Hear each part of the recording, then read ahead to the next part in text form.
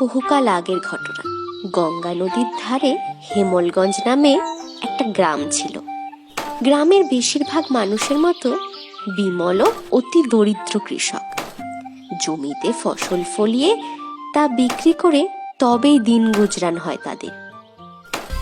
কিন্তু বেশ কিছুদিন ধরে তাদের জমির ফসল একদল দুষ্টু লোক চুরি করে নিয়ে যেতে শুরু করেছে, যার ফলে গ্রামের কৃষকেরা বেজায় সমস্যায় পড়েছে। একদিন বিমল গ্রামের আরো কয়েকজন কৃষককে একজোট করে আলোচনা করছে। বিমল চিন্তিত মুখে বলল, ভাই সব, আজকে আমি তোমাদেরকে ডেকেছি কেন সে তো তোমরা জানোই।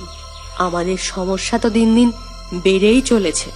দাঁড়িয়ে থাকা একজন কৃষক বললেন, সত্যি কথা ভাই, তুমি আমাদের সব ঠিক কথা বলেছ। আমাদের সব উপায় তো বিফলে যাচ্ছে। ওই দুষ্টু চোরের দল আমাদের রক্ত জল করা ফসল চুরি করে নিয়ে যাচ্ছে, আর আমরা কিছু করতে পারছি না। বিমল চিন্তিত মুখে বলে, আমাদের ছোট গ্রাম, গুটি কয়েক মানুষ, রাত জেগে কদিন পাহারা দেব আমরা? জমিদার মশাই খাজনা নেওয়ার সময় একদিন দেরি করেন না। এদিকে আমাদের ফসল রক্ষার কোনো সাহায্য করবেন না বলে দিয়েছেন উনি। এই সামনে আবার খাজনার সময় গিয়ে এলো বলে। কিন্তু কি করে খাজনা দেব আমরা? খেতে যেটুকু ফসল আছে সেগুলো দিয়ে দিলে তো না খেতে পেয়ে মরতে হবে। অপর কৃষক বলে, ওই আমার তো আবার সামনে মেয়ের বিয়ে, কি করে টাকা জোগাড় করব কে জানে। আচ্ছা, আমরা রাত থেকে পাহারা দিতে পারি না? একটা তো কাজ করতে পারি, একটা কাকতারও তো বসাতে পারি জমিতে, যাতে সেটা দেখে ওই চোরেরা মনে করে কেউ পাহারা দিচ্ছে।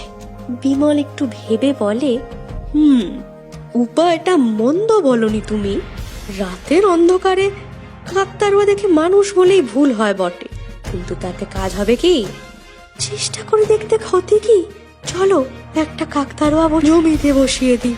এই ভেবে সকলে মিলে একটা কাকতারুয়া বানিয়ে জমিতে রেখে দিয়ে যে যার বাড়ি চলে গেল। কিন্তু যথারীতি চোরের দল এসে বিমলের জমির সমস্ত ফসল একদম সাফ করে দিয়ে চম্পট দিল। আর সকালে ঘুম থেকে উঠে সেই দৃশ্য দেখে বিমল একদম ভেঙে পড়ল। চিৎকার করে কেঁদে বলল, হায় হায় হায়, কি সর্বনাশ হলো আমার! হায় হায় হায়, আমার সমস্ত জমির ফসল চুরি করে নিয়ে গেল। এবার আমি কি করে পরিবারের সদস্যদের খাবার জোগাবো? আর আর আর খাজনাই বা দেবো কি করে? হায় হায় হায়, না, এই জীবন আর রেখে লাভ নেই। এই মুখ আমি আর কাউকে দেখাবো না। না না না, কাউকে না। এই বলে সে মনের দুঃখে কাকতারুয়ার পাশে একটা বড় গাছ থেকে ঝুলে গলায় দড়ি দিল। আর তার অতৃপ্ত আত্মা গিয়ে প্রবেশ করলো ওই কাকতারুয়ার শরীরে। সেটা কেউ জানতে পারল না। রাতের বেলা কেউ ক্ষেতের মধ্যে দিয়ে যাতায়াত করলেই গা ছমছম করে ওঠে তাদের। এরপর কেটে গেছে বেশ কিছু মাস। মাঠের ফসল আবার ফলেছে। সেদিন অমাবস্যার রাত, ঘুটঘুটে অন্ধকার চারিদিকে।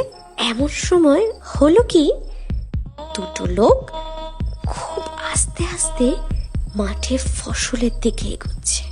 চারিদিকে অন্ধকার, মাঝে বিদ্যুতের ঝলক আকাশের মাঝে দেখা যাচ্ছে। একটা লোক বলল ধীর কণ্ঠে, ভাই, কি কোটে